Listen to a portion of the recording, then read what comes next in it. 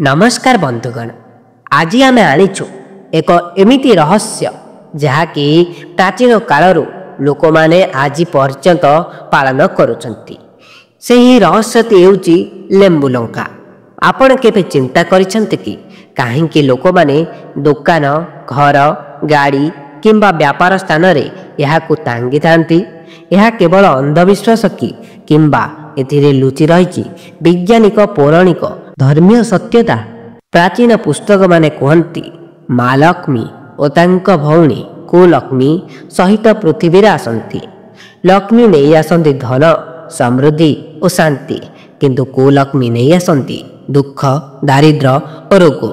कुलक्ष्मी को लेंबु लंका अत्यंत प्रिय थिबार जेतेबेले एहाकू घर बाहर टंगा जाए सेतेबेले एमाने खाइबा पाई बाहर थांती एवं घर को प्रवेश करती नहीं।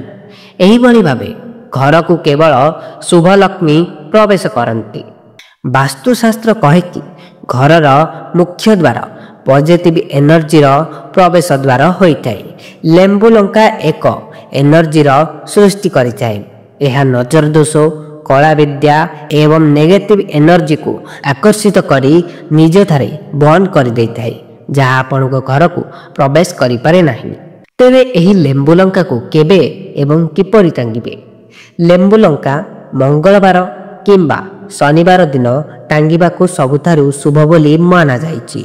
मंगलवार दिन हनुमान जी को सिंदूर चढ़ाई 5टी लंका एवं 2टी लेंबु आनंतु, सेथिरे सिंदूर लगाई प्रार्थना करंतु, परे दुकान, घर बाहर किंबा गाड़ी रे टांगी दियंतु। यह वाहन सुरक्षा, व्यापार वृद्धि और रोग व्याधि रक्षा पाई अत्यंत शुभ अटे। केबे मध्य लेंबु लंका को घर भितर रखंतु नहीं। यार अर्थ हेउची घर मध्य रे टांगंतु नहीं। यह नेगेटिव एनर्जी को आकर्षित करिଥାଏ। सेथिपाई एहाकू सबुबेले बाहर पक्षर ही टांगंतु।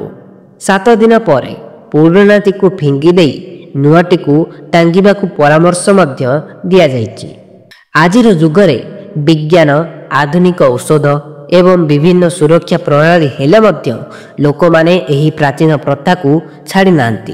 काहेकि ना लोक मानक मध्य रे श्रद्धा, धर्मीय विश्वास और सकारात्मक ऊर्जा भरी रहिछि। मने करा जाय जे विश्वास रे शक्ति अछि।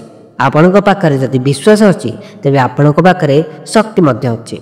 तेणु बंधुगण, लेंबु लंका केवल एक प्रथा नुहे, बरम एथारे अछि प्राचीन ज्ञान, वैज्ञानिक कारण एवं धर्मीय श्रद्धा।